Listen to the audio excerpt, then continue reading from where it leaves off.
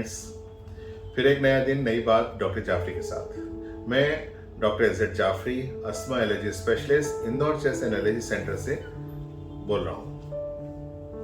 Friends, एक बहुत important question आता है जो मेरे पास पेशेंट्स आते हैं और अक्सर मुझसे बात करते हैं और मुझसे पूछते हैं, और वो ये रहता है कि साहब ये जो एलर्जी के वैक्सीन क्या होते हैं और क्या वैक्सीन से हम ठीक हो जाएंगे। तो ये बहुत इंपॉर्टेंट है समझना कि ये क्या चीज़ होती है, ये क्यों दी जाती है, किन किन को दी जाती है, इसके क्या आउटकम है, क्या इनसे रिजल्ट लिए जाए, वो मैं आज सब आपके साथ इस वीडियो में डिस्कस करूंगा। एलर्जी इम्यूनोथेरेपी जो है ये बहुत पुरानी इलाज है। 1911 में लंदन के अंदर इंपीरियल कॉलेज में जिस प्रोफेसर ने रिसर्च करी थी, उसे रिसर्च करा था कि एलर्जी का जो बंदा होता है जिसको एलर्जी है, उसको अगर हम उसी के एक्सट्रैक्ट दें तो पेशेंट इंप्रूव होने लगता है। और अगर आप देखिए, इसको वैक्सीन भी इसलिए बोलते हैं कि अगर जैसे हम किसी चीज का वैक्सीन बनाते हैं, जैसे कोरोना का वैक्सीन है तो कोरोना के वायरस से बनता है, टेटनस का वैक्सीन है टेटनस के वायरस से बनता है, पोलियो का वैक्सीन है पोलियो के वायरस से बनता है। तो ये जो वैक्सीन हैं ये उसी चीज से बनाए जाते हैं। इनके अंदर कोई दवा नहीं होती, कोई मेडिसिन नहीं होती, क्योंकि मुझसे पेशेंट अक्सर ये पूछते हैं कि इसके अंदर स्टेरॉइड तो नहीं है, कोई ड्रग तो नहीं है। इवन डॉक्टर्स उनसे पूछते हैं कि अंदर क्या चल रहा है, क्या ड्रग है। तो प्लीज अंडरस्टैंड कि जो एलर्जन इम्यूनोथेरेपी है ये आज से ऑलमोस्ट 112 साल पहले डिस्कवर हुई थी। वर्ल्ड में सबसे ज्यादा यूज होने वाली थेरेपी है।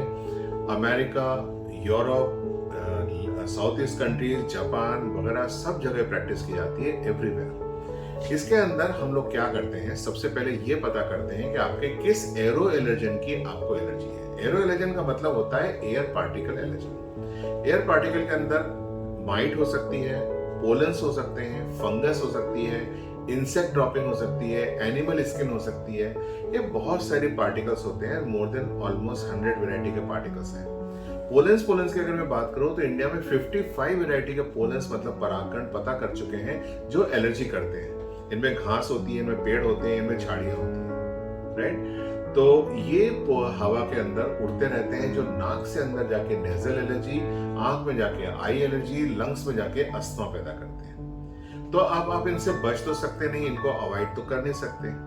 तो अवॉइडेंस वाला मेथड यहाँ फेल हो जाता है। तो इसके लिए एक ही मेथड आपके पास बचता है कि हम एलर्जन इम्यूनोथेरेपी दे दें, मतलब हमारी बॉडी को उस चीज से डिसेंसिटाइज कर दें, हाइपोसेंसिटाइज कर दें, या उसको टॉलरेंट बना दें। सपोज फॉर एग्जांपल गाजर घास से किसी को पोलन की एलर्जी है, तो गाजर घास का पोलन का टेस्ट किया जाएगा। आफ्टर टेस्ट हमें यह पता चल जाएगा कि इसको इस चीज की एलर्जी है।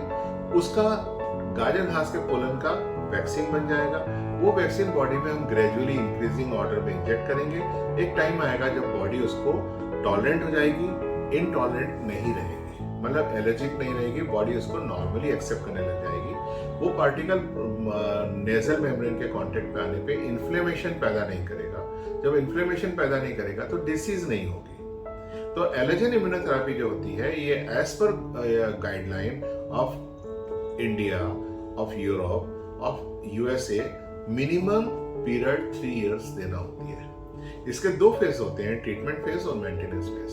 ट्रीटमेंट फेज 6 महीने से साल भर लास्ट करता है और अगले 2 साल जो है सिर्फ मेंटेनेंस थेरेपी दी जाती है, जिससे एलर्जी का रिकरेंस नहीं हो, राइट। यूके एक ऐसी जगह है जहां पे इवन इसको 7 to 9 इयर्स तक दिया गया है। तो हर कंट्री के अलग अलग रूल्स हैं, अलग अलग उनके गाइडलाइंस हैं, और हमें उसके गाइडलाइन को फॉलो करना पड़ता है। एलर्जन इम्यूनोथेरेपी 2 प्रकार से आती है, इंजेक्टेबल जिसको स्किट या सबक्यूटेनियस इम्यूनोथेरेपी कहते हैं, और दूसरी होती है स्लिट सबलिंगुअल इम्यूनोथेरेपी। स्किट जो होती है इंजेक्टेबल इम्यूनोथेरेपी, वो डेफिनेटली सबलिंगुअल इम्यूनोथेरेपी से काफी सुपीरियर होती है efficacy wise, but sublingual immunotherapy बहुत सेफ होती है। तो सबलिंगुअल इम्यूनोथेरेपी वहां यूज की जाती है जहां पे हम स्किट नहीं दे सकते। जैसे कोई छोटा बच्चा है या ऐसा कोई बंदा है जिसको एनाफाइलेक्सिस का डर हो कि भाई इसको एलर्जी की रिएक्शन हो जाएगी इंजेक्शन के बाद, तो सेफ्टी की वजह से नहीं देना है। प्रेग्नेंट वुमन है, उसको हम नहीं दे सकते इंजेक्टेबल, वहां ओरल देते हैं। या कोई कार्डिक पेशेंट है, उसको हम ओरल देते हैं। तो बहुत सिलेक्टिव जगह पे ही ओरल दी जाती है, बाकी हर जगह इंजेक्टेबल दी जाती है। इम्यूनोथेरेपी के रिजल्ट्स बहुत अच्छे पाए गए हैं। इसके अंदर ये मान के चलें कि in year time most of the patient drug free, symptom free, sign free, recurrence free, requirement of medication बहुत हद तक कम हो जाता है, सिम्टम बहुत हद तक ठीक हो जाते हैं और क्वालिटी ऑफ लाइफ बहुत अच्छी इंप्रूव हो जाती है। अल्टीमेटली देखिए, allergy doesn't kill you but it doesn't let you live. Allergy आपको मारती तो नहीं है एनाफाइलेक्सिस को छोड़ के, लेकिन आपको जिंदा भी नहीं रहने देती। तो क्वालिटी ऑफ लाइफ सबसे ज्यादा कॉम्प्रोमाइज होती है। अगर क्वालिटी ऑफ लाइफ अगर आपको मिलती हो ऐसी थेरेपी से जिसमें आपकी मेडिकेशन, दवाइयाँ आपकी कम से कम हो जाए या खत्म हो जाए, आपकी क्वालिटी ऑफ लाइफ बहुत अच्छी हो जाए, जैसे पहले आप रहते थे वैसे हो जाए, तो उससे अच्छा कोई थेरेपी नहीं हो सकती। इंडिया में ये बहुत इकोनॉमिकल है कंपेयर टू वेस्ट। 1:10 का रेशियो है, इतनी सस्ती है इंडिया के अंदर। और प्रैक्टिकली अगर देखा जाए उसकी कॉस्ट अगर आप निकालें 2 to 3 years की, तो ये practically even lower middle class भी अफोर्ड कर सकता है।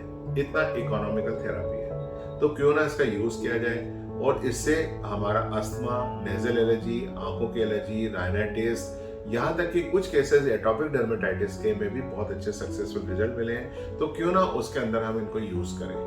So wish you all the best. Thank you so much.